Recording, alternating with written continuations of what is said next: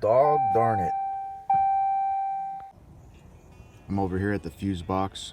You're going to want to check a couple things. You're going to want to check the relay, which is K7, and you're going to want to check the fuse, which is F7. Those are both for the starter, and they're these two things right here.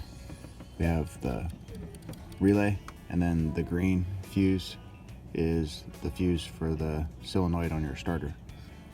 Check that, make sure that's not blown. Make sure that your relay is good. This is actually a new one that I put in. Still doesn't do it, so I know that's the starter. Before you start working on that starter, you're going to want to remove the negatives off of your battery, or you're going to get shocked when you touch that cable. Well, I'm underneath the 2015 Ram 3500. Had some issues the other day, couldn't get it started. Did some testing, tested my batteries, tested all my connections, tested the relay that goes to the starter, whacked the starter a couple times with a hammer, couldn't get it started. Turns out that it's shot. So today, I'm going to remove it and replace it with a new one.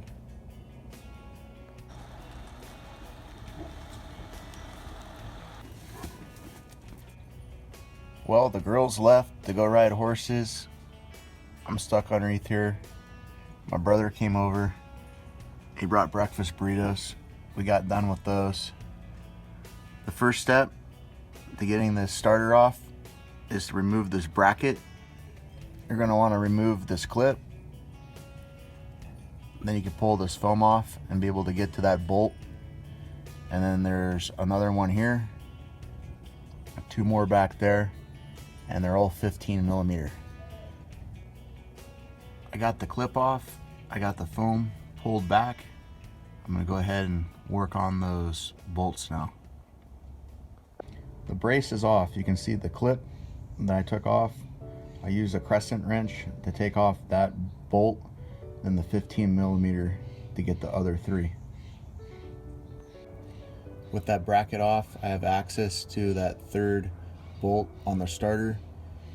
You can see the two there in the front. There's one behind. I'm going to use a 13 millimeter deep socket to get them off. I'm looking down into the engine. You can see the signal wire that goes to the starter solenoid. You're gonna have to unclip it. Probably the easier way to do it would be to reach down through the engine and get to it. What we ended up doing is I pushed down on the button with my finger, and my brother, he pulled it off. Came off pretty easy that way. Here's a close-up of the new one. This is the signal wire that we removed. The push button was right here. You push that down, you pinch it, and pull it off. It was just easier to do it with two people, but you could do it with one person from underneath. You just have to do a reach around and get to that button, push it, grab it, and pull it off. But be careful you don't break it. Sometimes they're brittle. The next thing we're going to remove is the cable that goes to this terminal. That is a 16 millimeter. We'll take that off. Then I'm going to do the reach around and get to this bolt here and remove that. And then I'm going to come down here and remove these two bolts. Then I should be able to just pull it out and drop it down.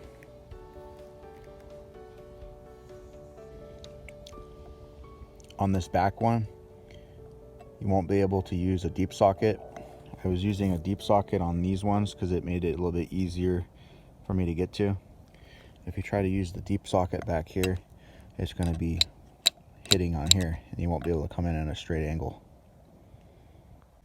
The three bolts are off. I did that back one that you can't see first because it was the hardest, and then I did the two that you can see, and it's just hanging on there.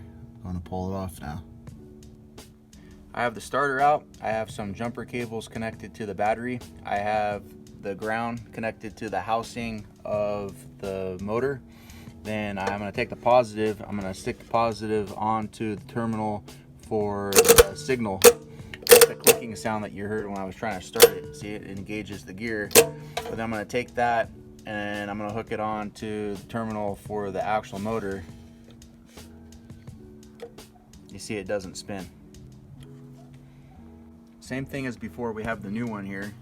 I'll go ahead and I'll take the positive lead and stick it onto the terminal for the solenoid.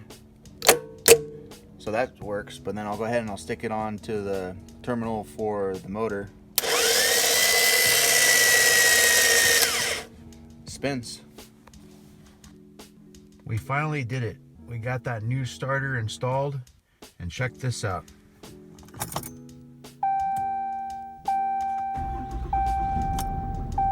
Starts right up. I hope you liked the video, and we hope that it helped you out. Please help us out and subscribe and like. This is the Zach Brothers, and we hope to see you soon.